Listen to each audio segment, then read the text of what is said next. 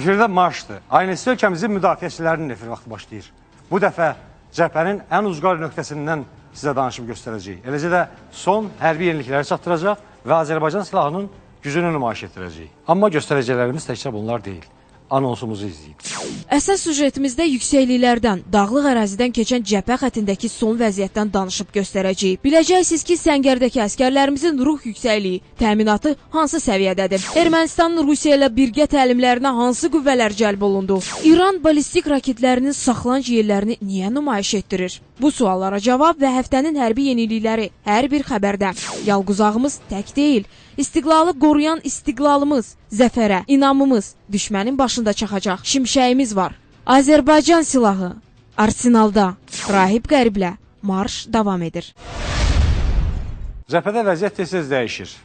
Ara bir sakitlik yaranır, amma bu sakitlik hamımız bilirik ki, nisbidir və hər an pozula bilər. Çünki Ermənistan silahlı birləşmələri bir an belə cəbhədə dinc dayanmırlar.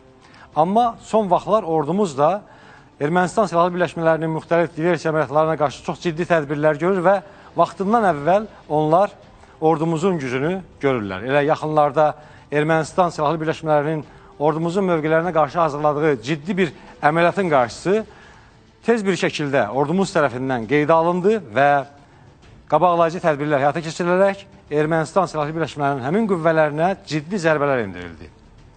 Bugün müdafiə mövqelərimiz daha ciddi şəkildə möhkəmləndirilib və burada erməniləri bura ayaq açan, bu mövqelərə qarşı tədbir keçirməyə, həyata keçirməyə, təxribat diversiya əməliyyatları həyata keçirməyə planlaşdıran ermənilər təbii ki, ciddi sürprizlərlə üzləşəcəklər və elə üzləşirlər də.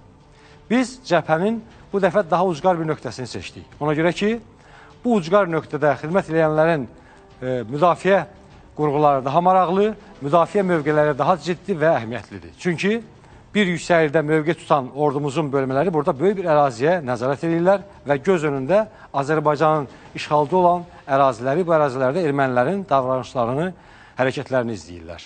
Beləliklə ordumuzun dağlarda, yüksəkliklərdə mövqelənən müdafiə mövqələrindən çəkdiyimiz reportajı sizə təqdim edirik.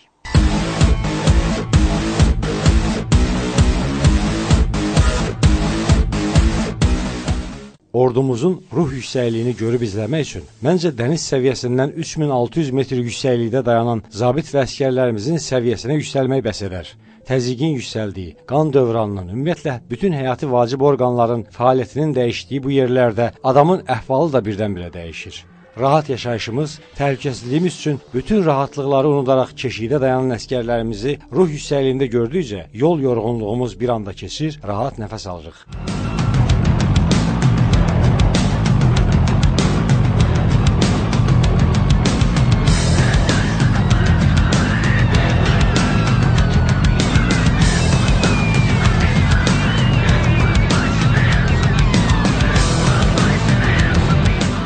Həyatımız, güzəranımız axarında qaydasında olsun deyə şaxtada, qarda səngərlənib dayanan müdafiəçilərimizlə ünsiyyətdə bütün məsələlərə yuxarıdan baxmaq imkanı tapıram.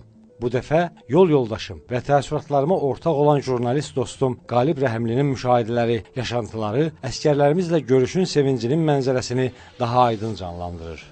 Ordumuzun yüksəkliklərdə, dəniz səviyyəsindən 3500 metr yüksəklikdə xidmət aparan bölmələrinin görüşündəyi, daha doğrusu onların mövqələrinə gəlmişik və deməyimiz odur ki, bura gəlişin özü böyük bir qəhrəmanlıq hesab oluna bilməz. Amma burada xidmət eləmək doğrudan böyük qəhrəmanlıqdır. Və bugün bu gəlişimizdə bizim həmkarımız Qalib müəllim də bizə yol yoldaşlıq elədi. Özü bu ərazidə, bölgədə yaşadığından o da istədi ki, gəlib buraları görsün və bizə çox xoş oldu ki, bu bölgədə, yaxın ərazidə yaşayan bir ziyalı, bir jurnalist öz gözü ilə gəlib buraları görmək istəyir. Həm də bizi üçün maraqlıdır.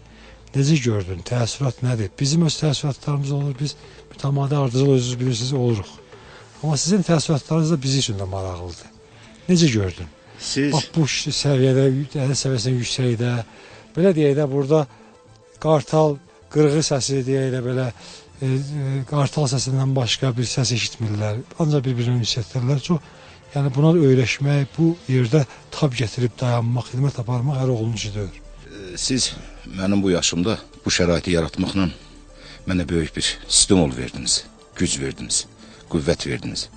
Və bu saat mən elə bir ruhdayam ki, o silahın birini də mən götürüb, görünən mövqelərə ateş açmağa, hədəfi nişan almağa hazıram. Böyük hissdir, böyük qürurdur burada olmaq. Bayaq siz dediniz, dəniz səviyyəsindən 3500 metr yüksəklikdə, bu şaxtanın içərisində, bu qarın içərisində, bu əskər balalarla, bu zabit balalarla çiyin-çiyini olmağın özü onlara böyük bir mənəvi köməkdir, dayaqdır, ictimaiyyətlə ordunun birliyi, vəhdətidir.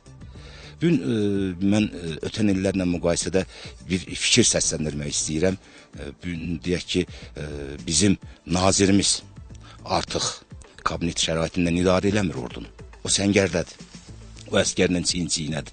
O əskər yeməyi dadır.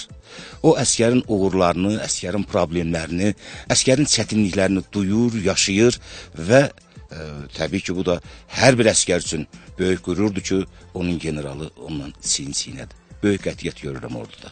Bax, burada mən o qətiyyətin təntənəsini yaşadım, o qətiyyətin nümunələrini, o qətiyyətin görüntülərini yaşadım. Bu görüntülərin yaşamağımda təbii ki, mən sizlərə minnətdaram. Biz, bayaq dedin, cəbhə bölgəsindən tez-tez təməssüs oluruq. Özüm cəbhə bölgəsində də olmuşam, orayla nəfəs almışam. Əskər yanında olmaqdan qürurlu heç nə yoxdur. Əskərlə çiyin-çiyinə dayanmaqdan qürurlu heç nə yoxdur. Onun arxasında dayanıb, oğlum, Allah səni qorusun deməkdən qürurlu heç nə yoxdur. Bugün biz susmuruq. Bugün biz gözləmə mövqeyində deyilik. 1'e 5 bizə qarşı atılan addımların cavabını veririk, artıqlamasından veririk. Bir ziyalı olaraq, bir jurnalist olaraq, qələm əhli olaraq mən bunların hamısından qürur duyuram. Siz var olun, marş əbədi olsun. Siz əslində bir tarix yazırsınız, hərbi epopeya yaradırsınız, hərbi dastan yaradırsınız. Zaman gələcək, bunlar hamısı çox seriyalı filmləri çevriləcək. Bu bizim təsadüfdən, xoş bir təsadüfdən yol yoldaşı olduğumuz həmkarımızın təəssüratları idi. Biz üçün də maraqlı idi ki, o buraları necə görüb dəyərləndirəcək və təəssüratları da çox maraqlı oldu. Əskərlərimiz bu şəraitdə növbətçilik aparırlar. Salam əskər, tanıyaq sən əvvəlcə. Salam əskər. Əskər Mirzə. Adın? Yusif. Yusif, xidmət necə gedir? Bax, burada dayanırsınız, müşahidə aparırsınız ardıcıl. Hardan gəlmişsən xidmətə bura? Doğmalara buradan bir salamı yetir. Öz xidmətin haqqında məlumat ver. Biz deyəndə bəzən də inanmırlar. Özün də görək, bax, necə gedir xidmətin? Şərait necədir burada? Komandirlərlə münasibətiniz, ünsiyyətiniz necədir?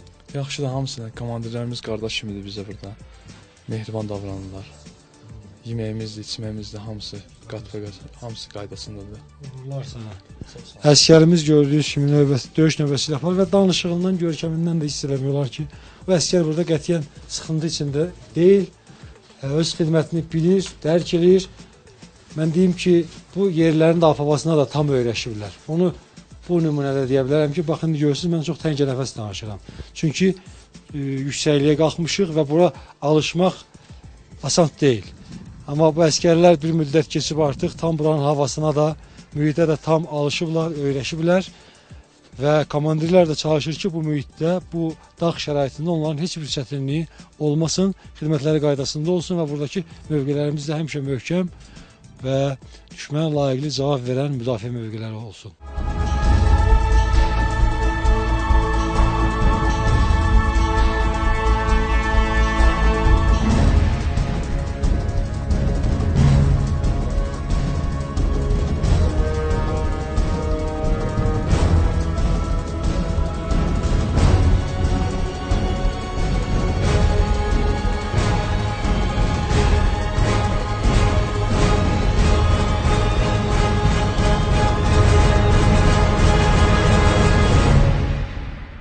Burada əskərlərimizin qurduğu müdafiə mövqelərini və silahlanmasını tam görüntüləyib açıqlaya bilməsək də, efirə verə bildiyimiz bu kadrların arxasında deyə bilərəm ki, təkcə qida təminatı, yaradılan xidmət şəraiti Azərbaycan əskərinin ucqar dağlarda belə düşməndən nə qədər üstün imkanlara malik olmasının göstəricisidir.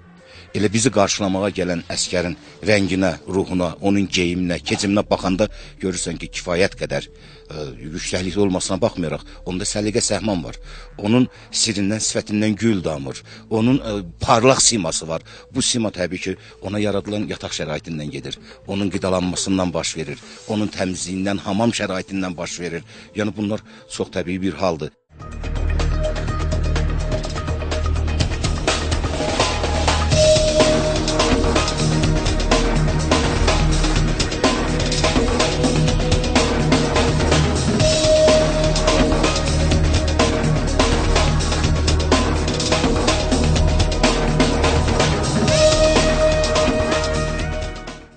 İndi komandir özü deyəcək, bax, burada nə var onlardan bizə danış. Qışda qidalanmaq üçün 6 aylıq ərzaq, yəni qış tədarükünə verilən ərzaqlarda güclü dəyişikliklər var. Məsələn, gördüyünüz zeytun yağı verilib bizə əlavə, yəni bu ildən verilib. Atma çaylar, yəni bu ildə verilib. Əsasən gecə növbəsində, yəni şəxsi heyətin tez çayla təmin olunması, yəni isti olunması üçün. Ondan bəli, bu ildən verilib kiftələr, mərci şorbası. Bəli, konservləşdirilmiş şəkildədir. Ondan əlavə kələm marinatı, xiyar turşusu, düyü, perlova, şəkər tozu. peçenyelər bayaq gördük. Bəli, peçenyelərdə bir Allah sizə göstərdim özü. Quru süd, hətta nahar yeməklərində, nahar yeməyindən 30 dəqiqə qabaqda vitamin şəxsi heyətə verilmək üçün vitaminlərdir. Ondan bəli, hər nahar yeməyindən 30 dəqiqə qabaq verilir. Ondan əlavə bizə un təminatda, yəni bu ildən birinci növ unla təmin olunmuşuq. Birinci növ undan. Çörək də burada bir şey. Bəli, çörək hamısı hal-hazırda bu. Valla bəzən biz heç özümüz vitamin qəbul eləmək heç yadımıza da düşmür. Ta xəstələrindən sonra yadımıza düşür. Amma əsgərlərimizin bax, hətta vitamin nə qədər təminatı var burada. Yəni yüksəklik olduğuna görə Bəli.